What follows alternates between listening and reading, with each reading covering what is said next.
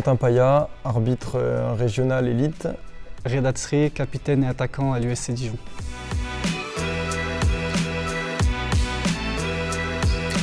Les arbitres, dorénavant, préféreraient que uniquement le capitaine parle avec eux.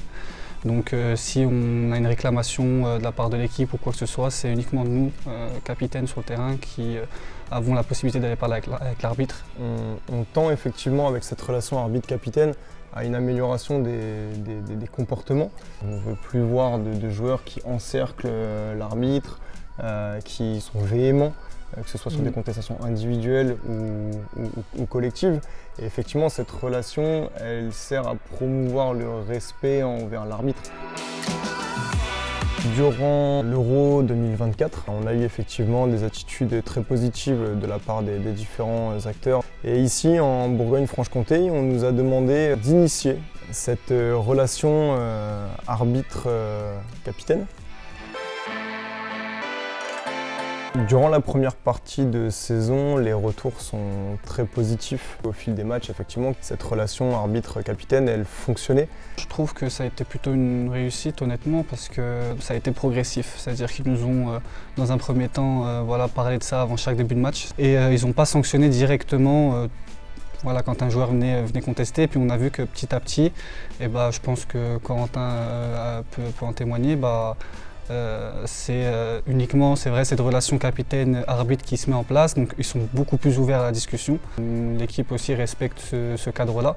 J'ai pas forcément besoin maintenant de rappeler avant le début du match, parlez pas à l'arbitre ou quoi que ce soit, ils ont conscience tous de cette relation capitaine-arbitre. Maintenant, il faut la consolider. Comme dit Reda, on a fait preuve de tolérance et d'indulgence car le concept était nouveau. Maintenant, à nous effectivement de faire preuve aussi de fermeté durant la deuxième partie de la saison avec des matchs en jeu, que ce soit pour les montées, pour le maintien ou pour éviter les relégations.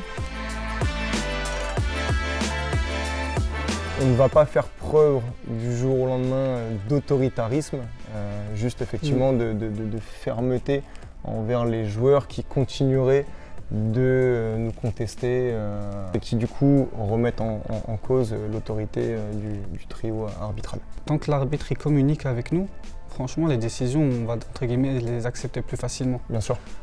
Quand il y a une faute, on subit une injustice, on a cette impression-là, et que la personne en face de nous, elle ne nous donne même pas d'explication. Bien sûr. Et en fait, justement, le fait d'y avoir qu'il y ait cette communication, nous, même si on n'est pas d'accord, au final, on se dit ok, il a sifflé ça, c'est son point de vue. Continue à vraiment parler, à donner des explications, pas forcément vous justifier, mais quelque part, au moins qu'on puisse comprendre, moi j'ai vu ça, peut-être que je me suis trompé, mais au moins nous, on est d'accord là-dessus. Durant les rencontres, c'est vrai que le fond est très important. Effectivement, on tend à expliquer de plus en plus nos décisions, comme tu le disais, qu'on soit d'accord ou pas. J'insiste beaucoup moi sur la forme.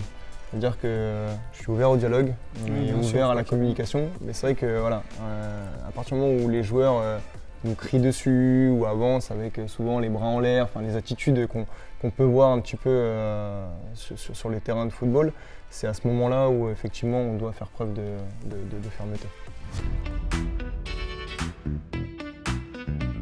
Reda, sais-tu combien de matchs j'ai arbitré en R1 Herbelin cette saison? Cette saison? Ouais. Je dirais 3 ou 4. Allez, 4. Il me semble que j'ai dû en arbitrer 2 ou 3. 3, ouais. Donc Corentin, est-ce que tu sais quel est mon numéro de maillot? Je dirais le 9. C'est ça, ouais. C'est ça. Je me souviens. Te souviens-tu si je t'ai effectivement déjà arbitré? Oui, il nous a arbitré FC Sens, victoire 2-0, donc il nous a porté chance. Et est-ce que tu sais combien de buts j'ai marqué cette saison en R1? Cette saison, ouais. Donc sur une première partie de saison, je dirais une dizaine. Presque.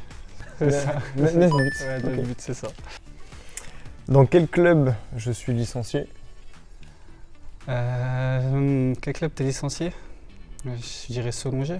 Non, je suis originaire de la Nièvre, donc je suis licencié pour un petit club qui s'appelle le Pouglézo. Tu sais quel classement ouais. Vous êtes premier du championnat. Exactement. Avant la trêve, effectivement. Il a été meilleur que moi sur les questions.